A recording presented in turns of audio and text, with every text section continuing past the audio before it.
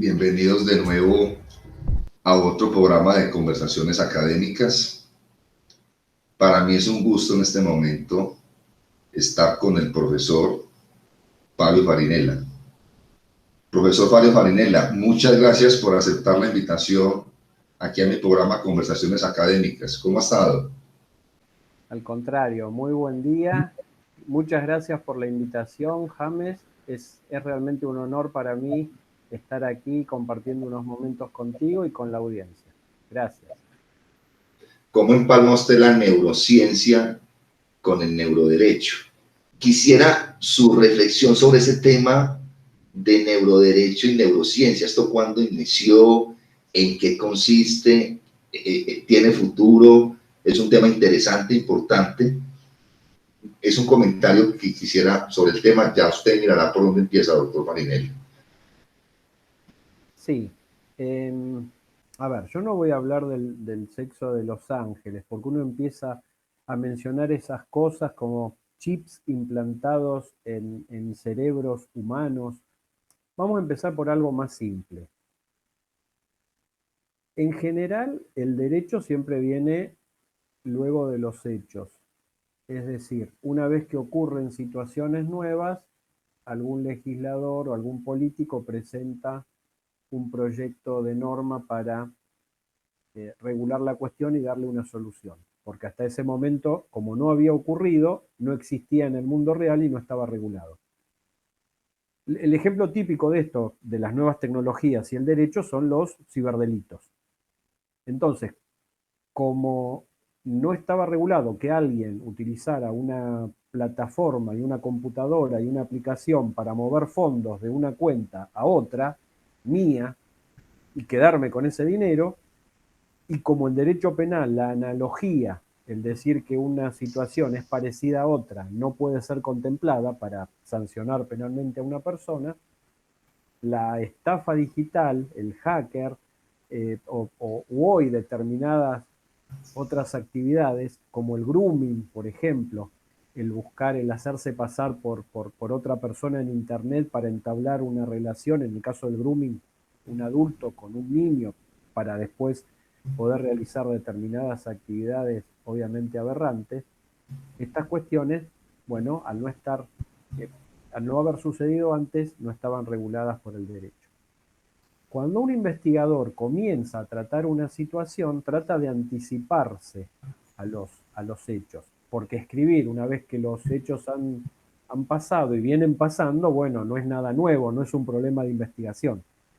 Entonces, desde ese punto uno comienza a hablar, bueno, ¿y qué pasará cuando una persona pueda estar conectada a Internet? Hoy en día estamos conectados todo el tiempo a Internet cuando no podemos despegarnos de la mano el celular y continuamente vamos caminando, manejando o haciendo, o hablando a lo mejor con una persona y al mismo tiempo eh, eh, respondiendo o realizando actividades en el celular. Pero si esa conexión con la totalidad de lo que existe y de lo que no existe, que es la conexión con Internet, estuviera en nuestro cerebro y no tuviéramos siquiera que digitar, teclear en una pantalla o hacer un clic, sino simplemente pretender conocer determinada información y tenerla en el momento, bueno, esto puede parecer eh, un capítulo de alguna serie de ciencia ficción. En realidad, el primer paso para poder lograr eso, es decir, el chip colocado en el cerebro humano no es problema, eso se hace hoy en día. Lo hizo Elon Musk con un chip permanente puesto en una chanchita que se llama Gertrudis hace un mes y lo dio a conocer al mundo. Pero el hecho de que eso se pueda volver de alguna manera masivo para quien pueda pagarlo, y genere una suerte de superhombres, de personas que tienen todos los conocimientos resumidos y lo pueden activar en el mismo momento, es una circunstancia que hoy en día sobre la cual se está trabajando. El primer paso de esa posibilidad es el mapeo del cerebro humano. Así como se mapeó el genoma humano hace 20 años, hoy en día se está, a través de iniciativas en la Unión Europea y en Estados Unidos, de mapear el cerebro humano. Una vez hecho esto, podría llegar a efectuarse con una operación muy, muy muy básica, muy breve, son chips que son medio grano de arroz, y meterse dentro de la corteza de la corteza del cerebro y lograr lo que algunos autores denominan superhombres, personas que tendrían una, no sé si llamarlo inteligencia, la acumulación de información y la resolución de problemas. Tal vez sí, a partir de la acumulación de información y la posibilidad de resolver problemas mucho más rápidos que cualquier ser humano, tal vez se pueda hablar de superhombres. Pero esto genera, de alguna manera, la necesaria previsión legal, como en todo campo de la bioética, ¿no? Hasta dónde puede avanzar la tecnología sobre el ser humano y en qué medida ciertos valores de ser violentados tienen que impedir que la tecnología avance. Eso por un lado. Eso en referencia a los neuroderechos. Está claro que nadie puede, sin mi consentimiento, entrometerse en mi computadora y saber lo que yo pienso, lo que creo, lo que siento, sin mi permiso. Eso está claro. Pero si lo hicieran a partir de la posibilidad de conocer las, las, las sensaciones eh, eh, neuronales de mi cerebro al experimentar determinadas situaciones y así poder predecir qué situaciones son las que me gustan, las que me disgustan y actuar sobre las mismas. Como pasa hoy en día con Facebook, con el ejemplo que has dado, que por un lado nos tienen conocimiento de lo que hacen aquellas personas que más, con las que más nos contactamos, pero también, de alguna manera, nos niega la posibilidad. Yo tengo 1000 y pico de seguidores o de amigos virtuales, de los cuales a lo mejor hay amigos realmente que yo considero amigos que nunca me entero de lo que hacen, simplemente porque no interactúo con ellos a través del Facebook. Por lo tanto, Facebook, frente a la falta, Facebook o cualquier otra red social, frente a la falta de interacción, estima, proyecta que no son mis amigos, que yo no los quiero y por lo tanto no quiero tenerlos cerca o no quiero conocer en qué andan, qué pasa con sus vidas. Por lo tanto, no me muestra nada de ellos. Entonces, a lo mejor me muestra de mi jefe, porque yo quiero ver anoche dónde estuvo o qué dijo, y, y yo a lo mejor no quiero a mi jefe, pero me muestra toda su vida, todos los pasos que va dando durante el día. El nuevo desafío legal es ver hasta dónde la neurociencia puede avanzar respecto del ser humano y cuáles debieran ser los límites legales. Entonces, en ese sentido, de alguna manera, se comienza a hablar de neuroderechos, que serían los derechos de cada persona respecto de la propiedad de sus transmisiones neuronales, dicho más simple, del cerebro, lo que ocurre dentro de la cabeza de cada uno. Eso por un lado. Pero por otro, el otro tema al que hiciste mención me parece mucho más actual, porque está sucediendo. El imaginario colectivo es que las máquinas son más justas que nosotros, son más objetivas. Si yo digo voy a participar de un concurso y X persona con un determinado cargo en el gobierno, quien fuera, va a elegir al ganador, y es una elección política, es muy probable que yo tenga más o menos expectativas en función de mi conocimiento de la persona. Entonces, nosotros, uno de los, una de los escritores fundamentales de la literatura argentina y la literatura gauchesca, que es el Martín Fierro, escrito por José Hernández, describe a un gaucho, un poblador originario de las Pampas argentinas, que visto desde, para comentar quién era este gaucho, tendríamos que decir que era una persona que trataba de sobrevivir, porque era alguien, hoy diríamos que era parte de un grupo vulnerable, pero él no era gobernante, no tenía educación, no tenía posibilidades de progreso, no había, por supuesto, movilidad social, entonces trataba de sobrevivir. Y una de las máximas de Martín Fierro es: hacete amigo del juez, no le des de qué quejarse, porque siempre es bueno tener un palenque que es donde se ata el caballo, dónde rascarse. En el sentido de decir, yo tengo que hacerme amigo del poder. Pero claro, si esa misma elección de la que estábamos hablando, dijéramos, bueno, a partir de ahora ya no va a elegir más un político al ganador, lo va a elegir una máquina, un programa. El imaginario colectivo es que uno puede dormir tranquilo, porque la máquina no sabe quién soy, la máquina va a ser una decisión objetiva.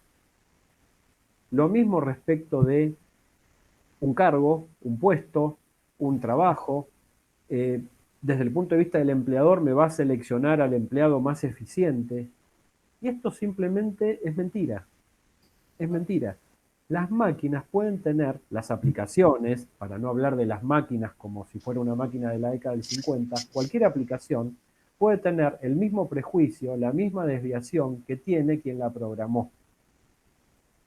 Y hay ejemplos muy concretos.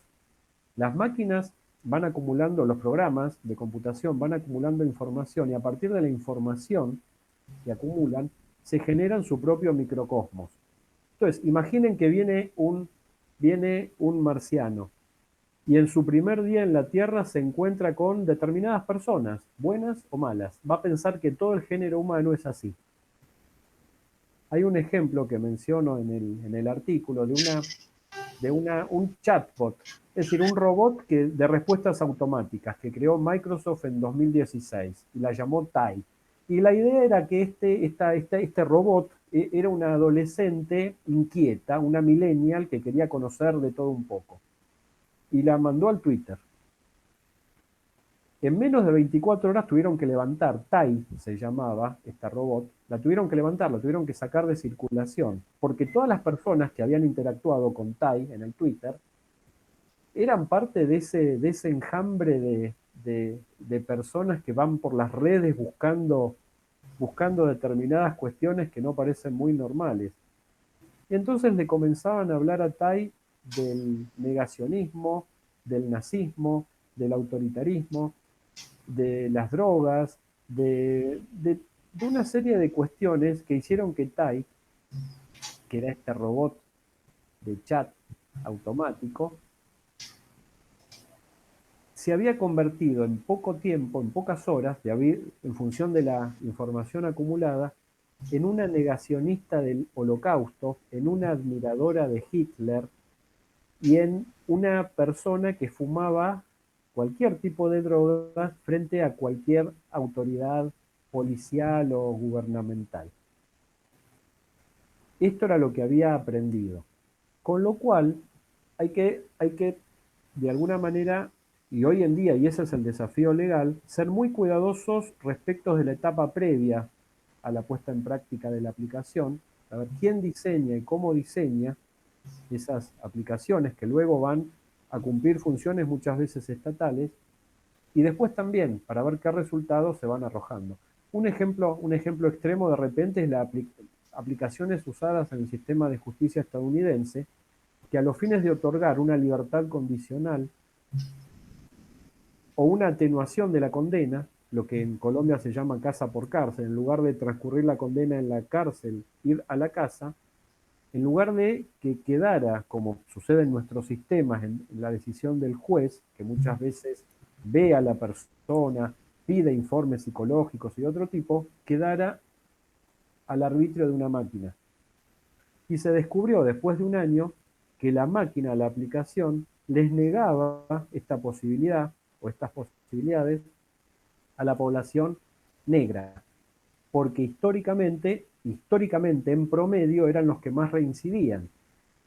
Y entonces la máquina deducía que todas las personas de raza negra, como históricamente habían sido las que más reincidían, también lo iban a hacer en el futuro.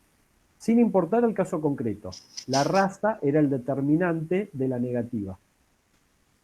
Entonces acá teníamos algoritmos que reforzaban la discriminación que había venido siendo practicada por los seres humanos, con lo cual eran doblemente dañinos, porque un ser humano puede cambiar, puede decir, bueno, en la década del 80 esta población era mayormente victimizada o reincidía de determinada forma. Pero ahora estamos en 2020 y hay que cambiar la perspectiva.